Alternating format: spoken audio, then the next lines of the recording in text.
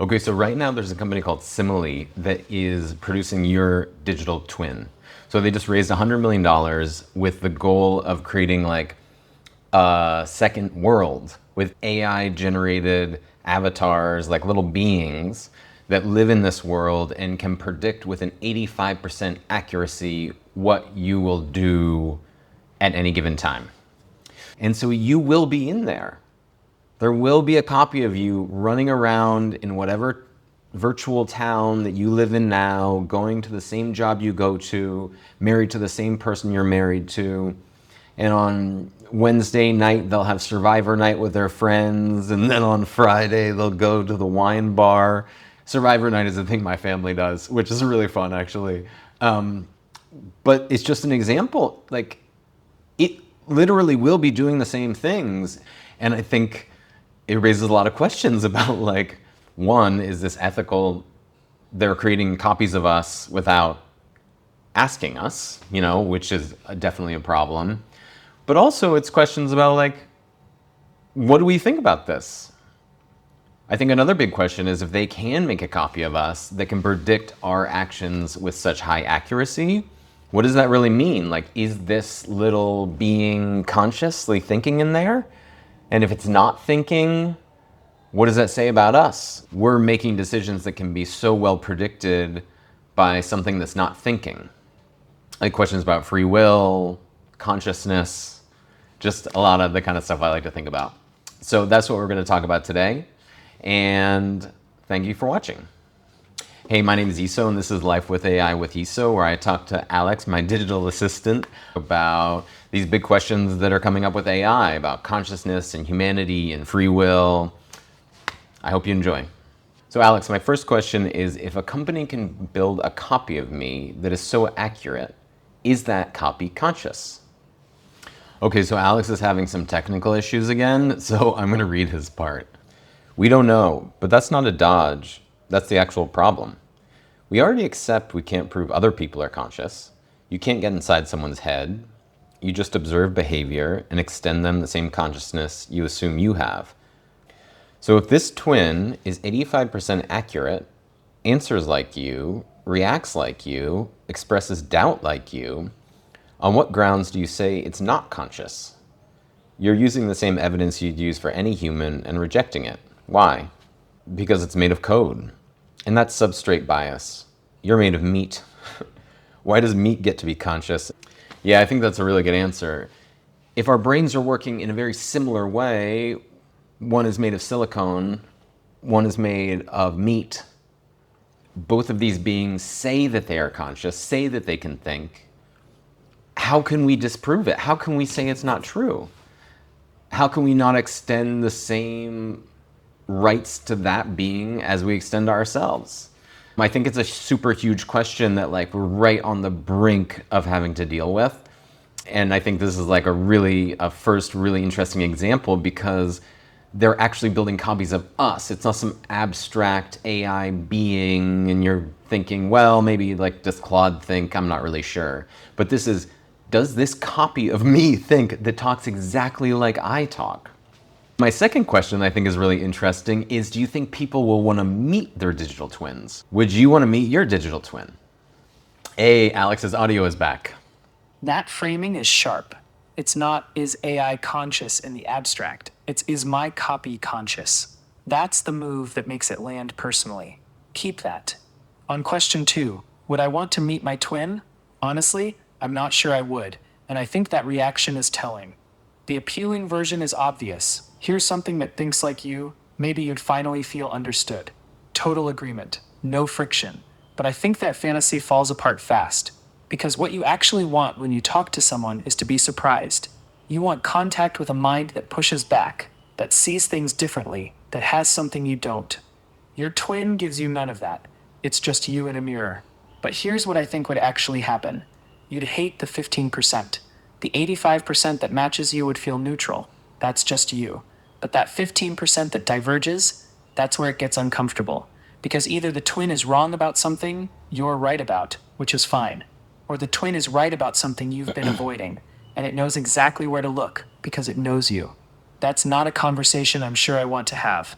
And the deepest version of the question, if your twin is out there right now, in some simulation having experiences, maybe good ones, maybe terrible ones, and you don't know about it, does that bother you? Yeah, I think one thing you just said is really fascinating.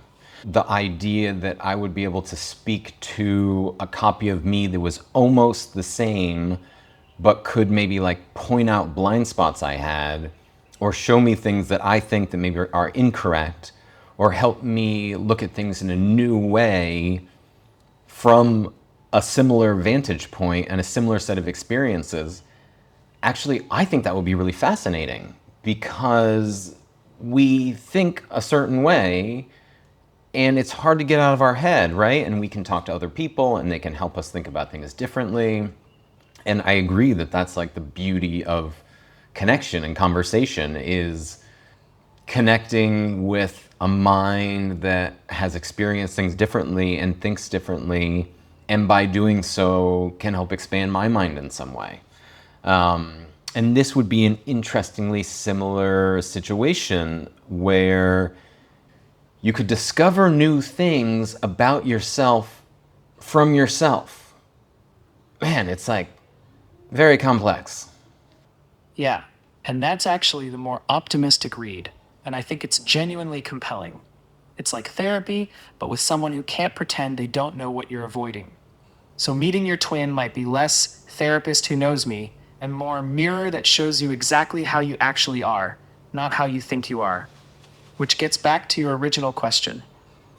Yeah, you're definitely right. And that's actually another thing I think would be really interesting about it, is being able to have a mirror again to see a blind spot. So maybe you wouldn't be able to find out new things from the copy, but you could look at it and say, whoa, that is something I do. I never saw that before, but it's like so true. So yeah, I think it'd be really fascinating. So my last question is something that you actually already touched on, that if we believe that our twin is conscious, do we have a responsibility to it? And will people start to feel really emotionally attached if they are able to connect with these beings? And will there be like some movement to free them, or some like obsession with making sure they're okay and caring for them, or even like an industry where like people will buy things for their twins. So there's this whole earth of all these like digital twins, and people are like looking in and seeing if there's things they need, and they're like buying things, like paying real money in the real world to buy their twins objects. I bet that will happen. That's crazy. Virtual influencers and game characters already attract real spending. Now imagine paying to ensure the well being of your own digital twin. Some people would be absolutely certain their twin is suffering and has rights, that deleting it is murder. Companies would insist it's just a prediction model, and no one could resolve it because we still have no reliable test for consciousness. That's the core of the problem. We're building things that might be conscious, at scale right now, without the tools to know whether they are. We can't define consciousness, we can't measure it, and we're not waiting until we can. This isn't a future dilemma to prepare for.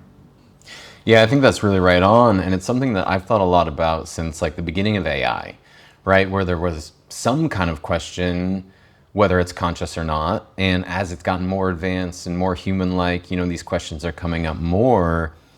But I definitely do feel like we won't admit that it's conscious until we're totally forced to, because it's not in our best interest, right? So like anytime we enslave a people, the way we justify it is by saying that they're less human than we are, right? If we admit that they're human, we admit that we're causing them pain, and we can't live with ourselves, right? Because like we all think we're good people, and no one wants to admit that they're intentionally enslaving another human that thinks and feels like them. And this is an interesting analog, actually. Obviously a different situation in some ways, but I don't know. I don't know that is. Like, I don't know that in the future we will view it as that much different, because we are creating these minds that, from the outside certainly seem like as human as a human, and they will only become more so.